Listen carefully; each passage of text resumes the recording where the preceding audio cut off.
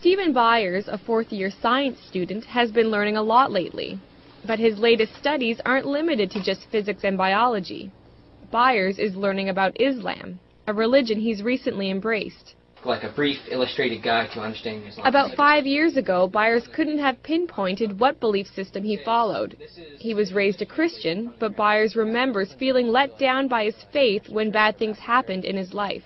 I would always question, like, why would God do that to me, or my family or my friends, it just didn't make sense to me. And then I got pretty angry. That was like the only time in my life where I was really angry about a lot of stuff. Now Byers is feeling more settled.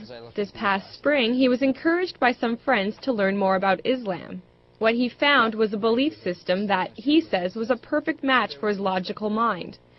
So in the summer, Byers spoke the Shahada, the testimony of faith that states Allah is the only God and Muhammad the last prophet of Islam. Once you say that line and you mean it in your heart and you're honest with yourself, you are a Muslim. It says, say there is no God but God. Abdul Haq Hamza says one reason why people gravitate to Islam is because there's something missing in their lives they want to fill. Hamza is a science professor at University of New Brunswick and also president of the Fredericton Islamic Association. He says Islam reminds people that they need to step away from the material world in order to find peace from within. Because Islam tells you have to pray 5 times a day.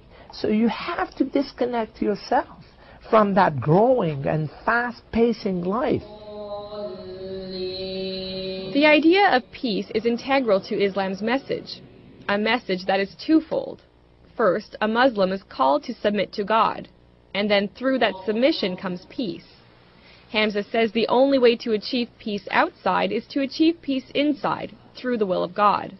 It's like a glowing piece of coal.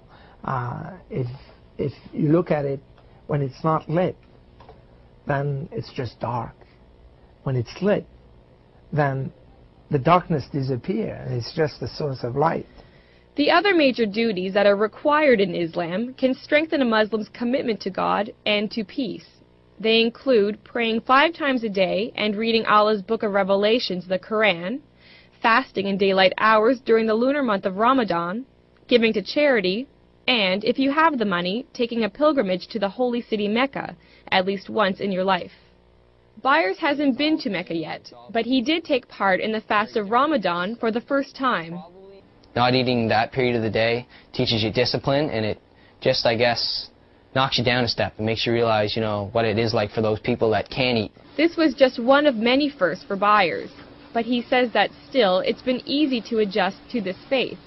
That's because he feels the fundamental values of peace, charity, and goodwill were already a part of his character. So just coming into it, I guess, would be just changing from the way I was to knowing that's how I was. Maybe it was more of a coming to understand the way I am. Islam is what is with you all the time. You were born with it. It's, in Arabic we call it fitra. It's that which is part of you. They started walking the walk of Islam when they were ready for it. Byers says it's important for people to learn a bit about Islam, even if it's nothing more than to clear away misconceptions that peg Islam as a religion of terror. Byers says if people incorporate the goals and aims of Islam into their lives, like him, they might find some peace they didn't even know they were searching for. Sarah Trainer, CBC News, Fredericton.